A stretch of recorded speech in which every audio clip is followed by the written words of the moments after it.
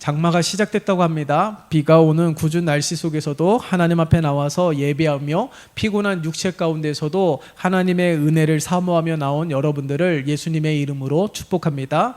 오늘 이 시간에 강구하는 모든 기도의 제목들 또한 말씀을 통하여서 우리를 위로하시고 새롭게 하시는 하나님의 은혜가 충만한 시간이 되시기를 예수님의 이름으로 축원합니다. 자, 오늘 이 시간에 우리가 하나님의 말씀을 들을 때에 하나님의 말씀 한 구절 한 구절에 집중할 뿐만 아니라 오늘 이 세례 요한을 통하여서 말씀하고 있는 이 말씀이 오늘날 우리의 삶 가운데서도 날마다 적용이 되어서 이러한 은혜를 받는 우리의 삶이 되어야 될 것이에요. 오늘 이 세례 요한에 대해서 묻습니다. 예수님이 가장 먼저 이 무리에게 묻는 것이 무엇입니까? 세례 요한에 대하여서 묻는 것인데 너희가 무엇을 보려고 광야에 나갔느냐라는 거예요. 그러니까 부드러운 옷, 다시 말해서 귀족 같은 좋은 옷을 입은 사람을 보기 위해서 나갔는지, 그런 사람들은 광야에 있는 것이 아니라 왕궁에 있다라고 이야기를 합니다. 자, 그러함에도 불구하고 무엇을 보려고 나갔느냐? 바로 선지자를 보기 위함이지 않았느냐라고 말씀하고 있는 것이죠. 그래서 오늘 보세요. 이 마태복음이라는 것은 말라기 다음에 마태복음이 나오지 않습니까? 이 말라기를 통하여서 선지자가 하나님의 말씀을 증거한 이후에 이 마태복음에 이르기까지 무려 400년 동안 하나님의 말씀이 없는 시대였다라는 거예요. 여러분, 하나님이 침묵한 시대, 그러면 하나님이 이스라엘 백성들이 끊임없이 반복적으로 죄를 범하고 깨닫고 또다시 죄를 범하는 이런 반복이 수없이 수십 년씩 수백 년씩 되풀이되지 않았습니까?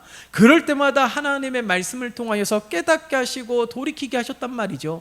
하지만 하나님의 말씀이 침묵한 시대로 무려 400년 동안 살았다고 생각해 보세요. 마치 이스라엘 백성들이 애굽에서 400년 동안 종살이하며 살았던 시대와 크게 다르지 않습니다. 그러나 하나님의 말씀이 없던 시대라는 것은 사람들의 마음이 돌같이 굳어지며 완악해질 대로 완악해진 시대라는 거예요. 그런 시대로 400년 동안 보내다가 세례 요한을 통하여서 하나님의 말씀이 선포가 될 때에 저들의 심령을 찔러 쪼개는 하나님의 말씀의 능력이 나타나야 되지만 하나님 전혀 그렇지 않았다라는 것이죠. 완악해질 대로 완악해지고 굳어질 대로 굳어졌기 때문에. 왜요? 하나님의 말씀이 없었기 때문에. 다시 말해서 하나님의 말씀이 없어지니까 모든 백성들이 어떻게 되었다라는 거예요? 세속화되었다라는 겁니다. 세상화가 되었다라는 거예요. 하나님 없이 살아갈 수 없는 시대 속에서 살아가고 있으면서 잘못을 행하여도 잘못을 행한 것을 모르는 무지함 속에 살아가고 있는 시대를 말하는 것입니다. 바로 그때 세례 요한이 나와서 하나님의 말씀을 선포하고 있는 것을 보세요. 여러분, 오늘날 우리들의 삶 가운데서도 오늘 이 세례 요한이 마치 말씀과 이 복음을 전하는 시대와 크게 다르지 않음을 알 수 있을 것입니다. 은혜 풍요 속에서 살아가고 있지만 마치 하나님이 침묵하는 것 같은 시대 속에서 살아가고 있다는 사실이에요. 역설적이게도 은혜의 홍수 속에서 살아가고 있지만 그 말씀이 내 생각을 변화시키고 내 언어를 변화시키고 내 마음을 변화시키고 내 삶을 변화시키는 하나님의 역사가 나타나야 되는 것이죠. 왜 하나님의 말씀이 선포됩니까? 바로 하나님의 형상들을 회복하고 하나님을 닮아가고 하나님의 거룩한 백성들로 살아가게 하기 위해서 하나님의 말씀이 선포되는 것 아니겠어요? 그러니까 늘 하나님을 의지하는 신앙과 믿음으로 온전히 서기 위해서 하나님의 말씀이 오늘날에도 선포되고 있는 줄 믿습니다. 자, 그런데 이 하나님의 말씀이 선포되어도 우리는 항상 제자리예요.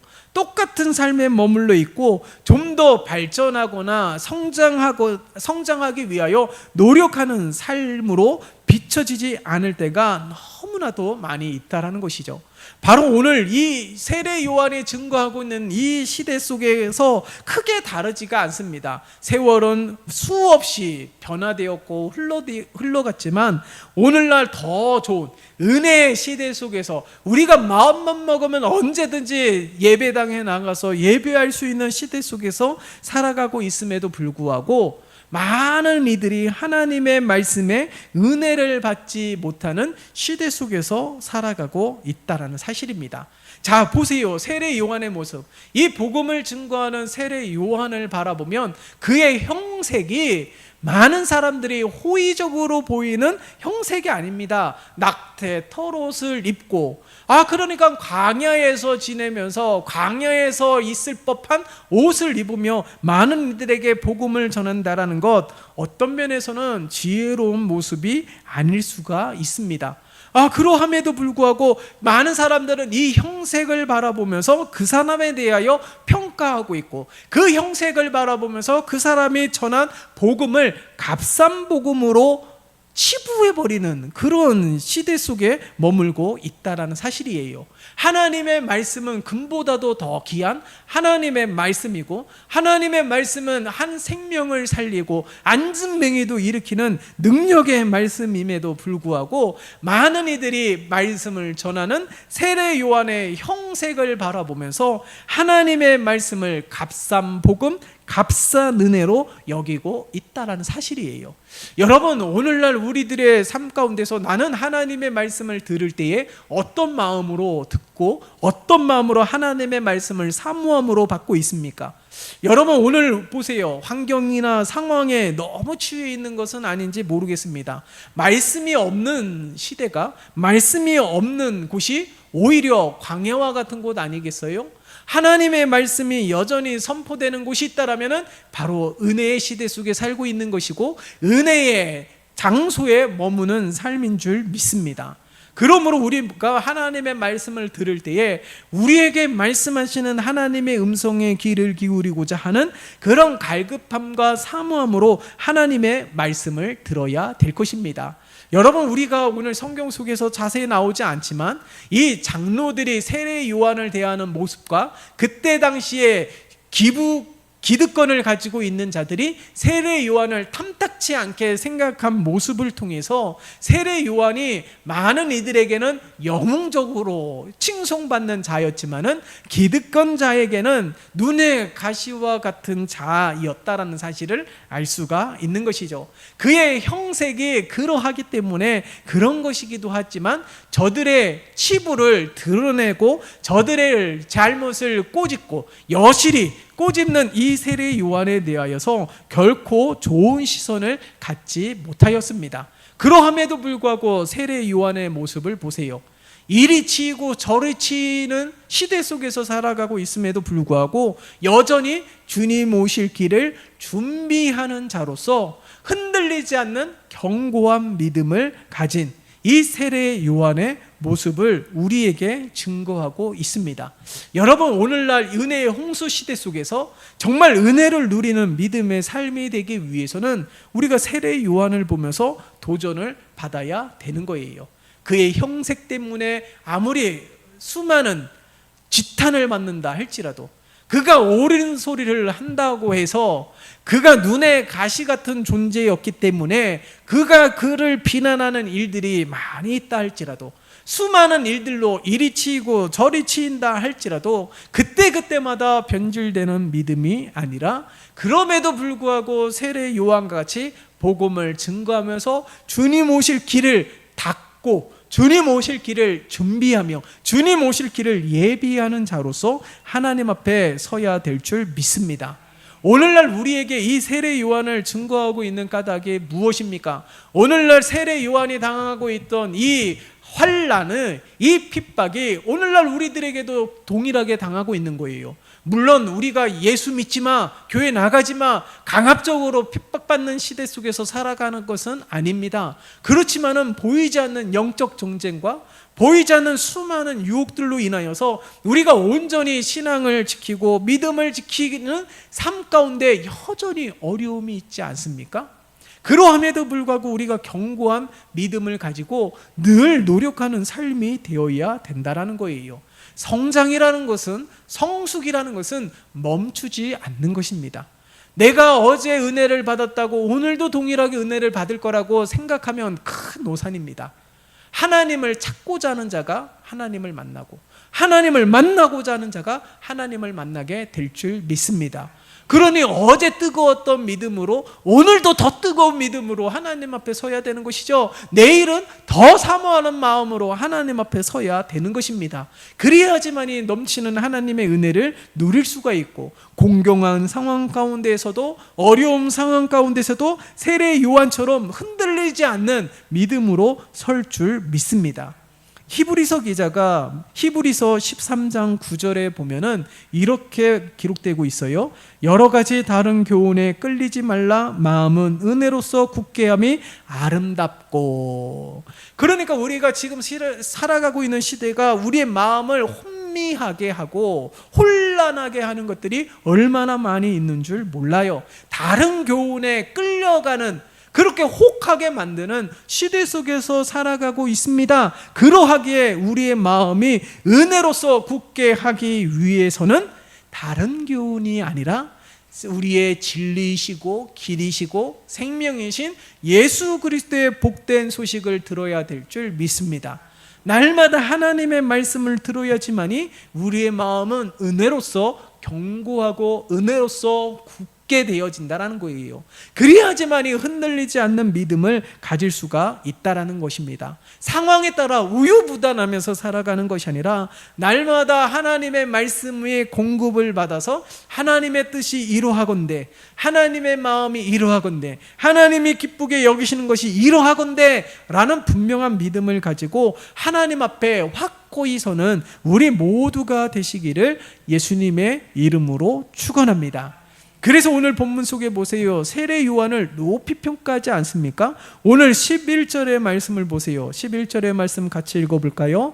시작. 내가 진실로 너희에게 말하노니 여자가 낳은 자 중에 세례 요한보다 큰 네가 일어남이 없도다. 그러나 천국에서는 극히 작은 자라도 그보다 크니라. 아멘. 왜 세례 요한을 이렇게 높이 평가하는 이유가 무엇일까요? 세례 요한보다 큰 이가 일어남이 없도다라고 증거하고 있습니다. 여러분, 성경에 보면 세례 요한보다 더 귀하게 쓰임받았던 하나님의 사람들이 얼마나 많이 있습니까? 아브라함도 있었고, 다윗도 있었고, 모세도 있었고. 아니, 세례 요한보다 크게 쓰임받는 자들, 세례 요한보다 더 큰 은혜와 복을 받은 자들이, 이 하나님의 사람들이 얼마나 많이 있었습니까? 그러함에도 불구하고 세례 요한보다 큰 자가 일어남이 없도다라고 말한 의미가 무엇일까요? 바로 세례 요한을 증거하고 있는 천국의 실체인 그리스도를 만나고 그 은혜를 경험했기 때문에 그런 것이에요. 그가 한 일이 귀하고 크기 때문에 그런 것이 아닙니다. 구약의 하나님의 사람들, 선지자들이 이 그리스도에 대하여 예언했지만 저들은 그리스도를 만나지도 못했고 그리스도의 은혜를 경험하지도 못했고 앞으로 수백 년이 흘려서 몇천 년이 흘러서 이루어지게 될 일들을 하나님의 감화 감동케 하심으로 말미암아 선포케 하셨다라는 것이죠.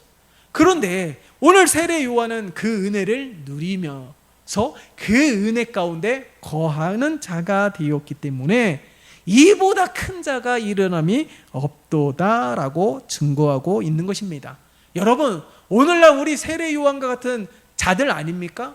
우리 모두도 예수 그리스도의 은혜 아래 거하는 자들이며 이 은혜를 누리는 자들 아니겠습니까? 다시 말해서 천국의 이 풍성함의 은혜를 누리는 자들 아니겠어요? 우리가 죽어야지만이, 이 세상에서 삶이 끝나야지만이 천국의 삶을 누리는 것이 아니라 천국의 삶이라는 것은 내가 누구의 다스림을 받고 있느냐라는 거예요. 내가 지금 누구의 다스림을 받고 있느냐에 따라서 천국의 삶이 될 수도 있고 그렇지 않은 삶이 될 수도 있음을 우리에게 증거하고 있는 것이죠. 오늘 세례 요한을 보십시오. 이렇게 혼란스러운 시대에 이리 치이고 저리 치이고 가는 곳마다 환영하는 인파도 있지만 그렇지 않은 인파들도 있으며 결국에는 순교를 당하지 않았습니까? 그러함에도 불구하고 그의 믿음이 변질되지 않았다라는 거예요. 바로 이 천국의 은혜를 누렸기 때문에 그 누구보다도 담대할 수 있었던 세례 요한의 모습을 볼 수가 있는 것이죠. 세상적으로 볼 때는 너무나도 초라하지 않습니까? 낙태 털옷을 입고 뭔가 형색을 바라보면은 사람들에게 호의적이지 않을 수가 있습니다. 그렇다고 외모적으로도 훌륭한 것도 아니에요. 초라하고 보잘것없습니다. 그러나 하나님이 보실 때는 가장 크고 가장 귀한 자라는 거예요. 왜일까요? 주님을 찾고 주님을 구하는 자, 주의 길을 예비하는 자로서 날마다 하나님의 은혜를 다른 이에게 빼앗기는 것이 아니라 가장 먼저 내가 이 하나님의 은혜를 누리기 위하여 힘쓰던 자, 흔들리지 않는 자, 이 은혜를 누리기 위하여 오늘 12절에 말씀하고 있는 것처럼 세례 요한의 때부터 지금까지 천국은 침노를 당하나니 침노하는 자는 빼앗느니라. 세례 요한이 이러한 믿음으로 살았다라는 거예요. 침노하는 자라는 것은 무엇을 의미합니까? 성을 정복하기 위해서 돌진하는 군사를 비유적으로 표현한 말이에요. 다시 말해서 하나님의 은혜를 누리기 위하여 공격적이었다라는 거예요. 다른 것과 타협하기보다는 어떠한 타협도 하지 아니하고 하나님의 은혜를 맛보고 하나님의 은혜를 누리고 하나님의 은혜를 경험하기 위하여서 그러한 정상에 서고 그러한 산을 올라가서 정복하기 위하여 늘 힘썼다라는 겁니다. 정신적으로도 육체적으로도 마음적으로도 늘 무장한 상태에서 사력을 다했다라는 모습을 나타내는 표현이라는 거예요. 오늘날 우리가 이래야 되는 겁니다. 여러분, 저도 말씀을 대언하는 자 입장에서 있지만 저도 연약합니다. 그러하기에 부족한 모습이 많이 있고 기도해야지 하면서도 못하는 경우들도 얼마나 많은 줄 몰라요. 그러나 중요한 것은 목사든 집사든 건사든 중요한 건 끊임없이 노력하는 것 아니겠어요?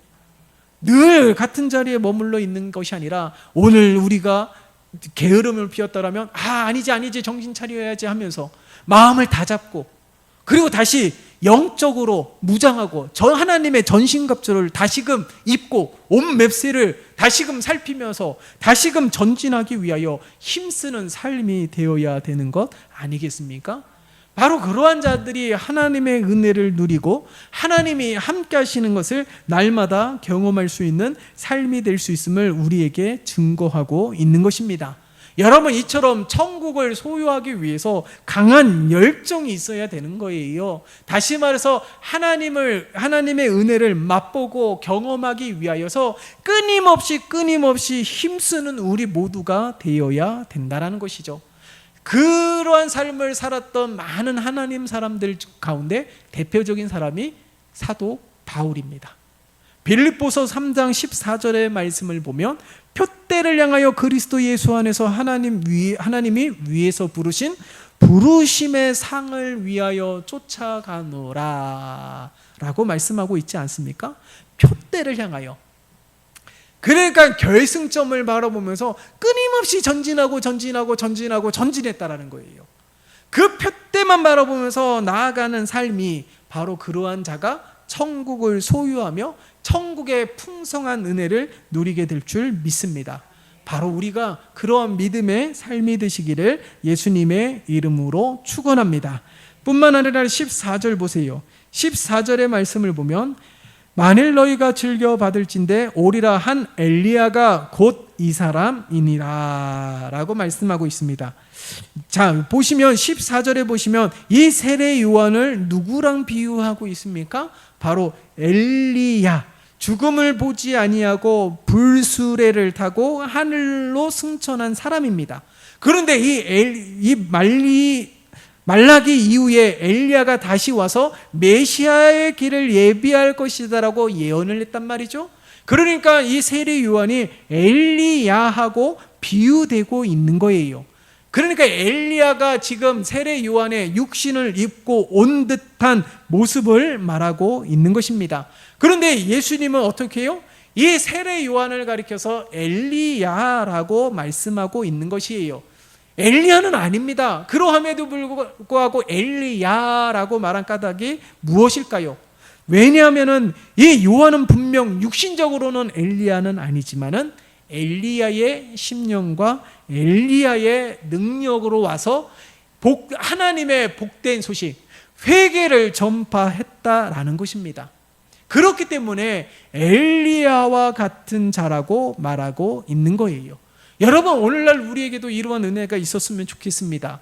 엘리야와 같은 심령과 엘리야와 같은 능력으로 하나님의 영광을 드러낼 수 있는 우리 모두, 하나님이 맡겨주신 사명을 감당하는 우리 모두, 하나님의 뜻을 이루고 성취하는 진정한 하나님의 일꾼이 되시기를 예수님의 이름으로 축원합니다.